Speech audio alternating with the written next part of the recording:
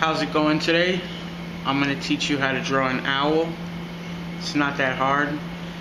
Start off 2 circles.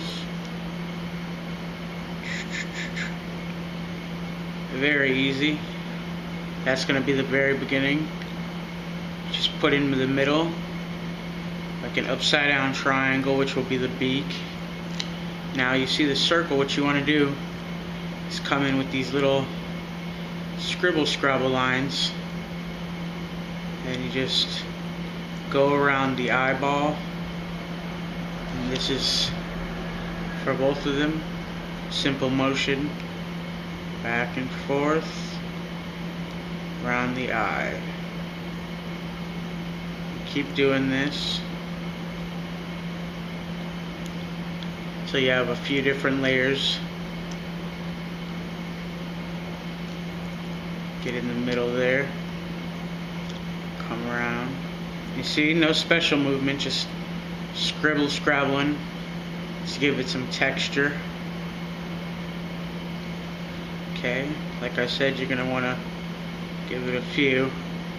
So while I do that, just watch. No special explanation needed, just keep going around. The owl is a very popular image in tattooing. You'll see it on a lot of people. Some people think it has secret meanings. I think that sometimes an owl is just an owl. It doesn't always have to be some secret society or something. It could mean you're a night person, you're wise, maybe you stay up late and think about things. Once you get to about this point here, almost to the bottom of the beak, you want to start to even out the top of the head, so you come across like this.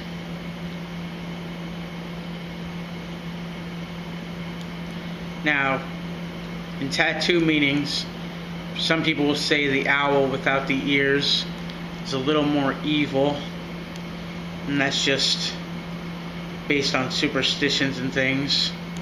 But you know, if you want to leave it without ears, you can. A lot of people will put the ear in almost like a cat's ear. No special movements, just scrabble, giving it more and more of that textured look. This is like a semi-realistic, cartoony type of hybrid.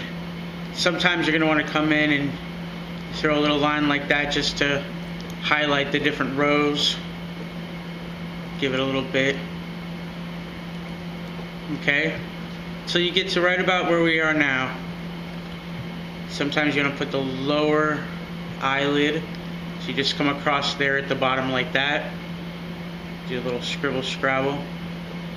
Give this a try, and it doesn't have to be perfect. You just get the feeling.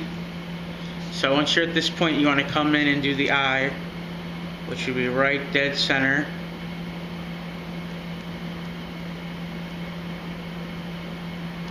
When you're done with that, give it a little bit of realism. Chop the eye like that. Come in. And I don't know if you're familiar with cross hatching, but to give the eye a little extra dimension, we can go like this. Which it doesn't look like very solid shading, but when you step back and look at the image at the end, it doesn't appear to be so bold in the little cross hatching lines. So for the perfectionist, that technique might be hard to get used to. Feels like you're just throwing lines out there, but it all has its purpose. See, so you get to this point where we are at now, and you're going to want to throw a little upside down triangle, which will be pretty much in the same perspective as the beak, a little bit wider, and that's just like a chest pattern for the beginning of the body. Throw in some scribble layers just like that, gives it that furry look. Now this owl is not going to have its wings spread, we're going to do it side to side. So you throw a circle like this, and you come with the wing shape tucked in. See? Very easy.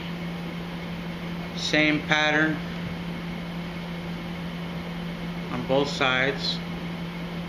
I'm not doing it exactly perfect, but getting the point across.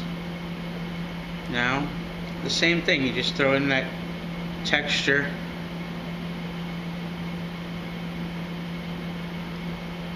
Kind of give it a little bit of a curve, kind of makes a little bit more dimension to the circle here.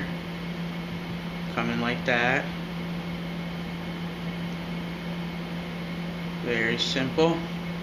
Underneath each wings, the feathers, you want to just throw some cross hatching to give it some contrast between the beginning and end.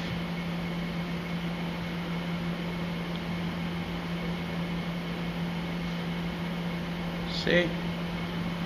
Now, if you take your time, you can do this to perfection. I'm just throwing you out the blueprint. See, here you go. A little bit to define the shape a little bit. Now, what you're going to want to do at this point is throw the little claws that will be perched, just 3 almost oval type shapes representing the claws. Now, you can throw a little bit of scribble to make that shaded. What you're going to want to do next is the bottom wings. Now, when they're perched, it's going to be folded like this. See how I'm doing this? From one toe to the other down and then up, and then the same thing from the back. See, which it makes it look like nice folded up perched wing. Same thing, you're going to throw some shade in there. This is just a scribble technique, but it gives you the blueprint, and of course it can be done, you know, to where it's absolutely perfect, but this will at least get you to that point where you can start developing your own style with it, because the owl is definitely fun to draw, never gets old. See, so you're starting to see what it's supposed to be like. Now, on your own time, you can go in and darken the outlines and fix up little things, but you know, it's a few techniques and you got yourself an owl to go to without any reference. Kind of a funky little street owl. So, give it a try. Let me know what you think. Can do many different kinds. Here's another one. You know, that's with a Sharpie. This is with a ballpoint pen. But give it a try. Let me know what you think.